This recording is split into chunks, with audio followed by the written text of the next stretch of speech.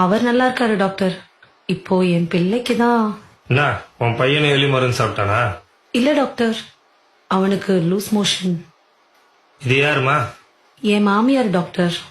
சரி, பேர சொல்லு. சுபா. சுபாவா? என்னம்மா பார்க்க ஆம்பளை பையனாட்டா இருக்கா, பொம்பளை பேரை வச்சிருக்க? என் பேரு டாக்டர் உன் பேரை யாருமா கேட்டா? உன் பையன் பேரை சொல்லு. சரவணன். வீட்டுல நாங்க செல்லமா சரண் சரண் தான் கூப்பிடுவோம். நீ எப்படியோ கூப்பிட்டு தொலை. பையன் எப்படி வெளியே போறான்? கதவு திறந்து வச்சா போதும் டாக்டர், அப்படியே வெளியே ஓடிடுவான். அதனால நாங்க எப்பவுமே கதவை பூட்டியே வச்சிருப்போம்.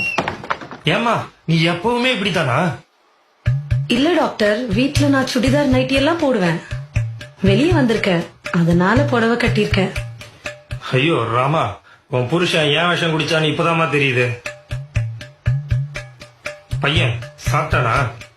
இல்ல டாக்டர், அதுக்குள்ள அவன் கையை கழுவிட்டேன். இல்ல வாயில எடுத்து ஏதாவது வச்சிருப்பான்.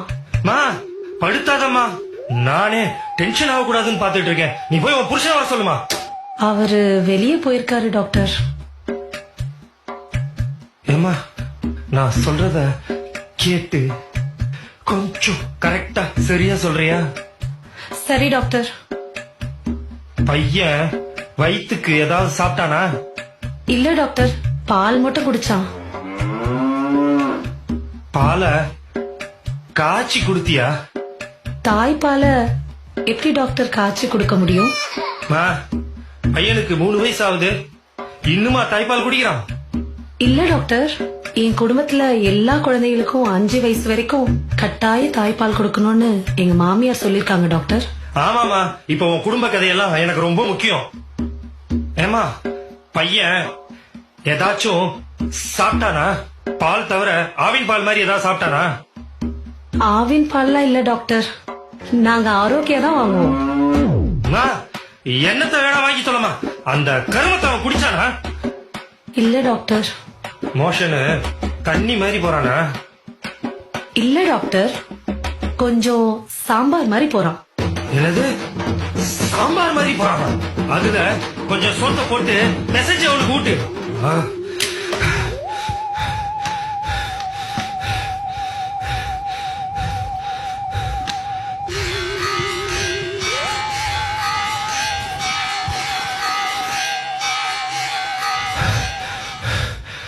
இவளை எப்படியாவது பேசி துரத்திடணும், இல்ல நம்மள சாவடிச்சிருவா.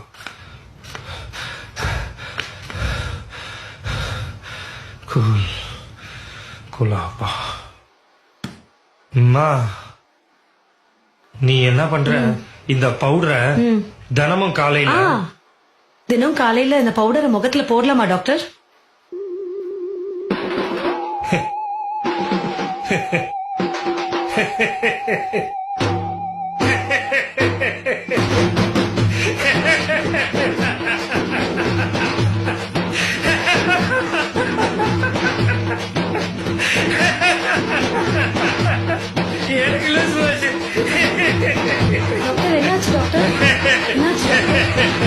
எனக்கு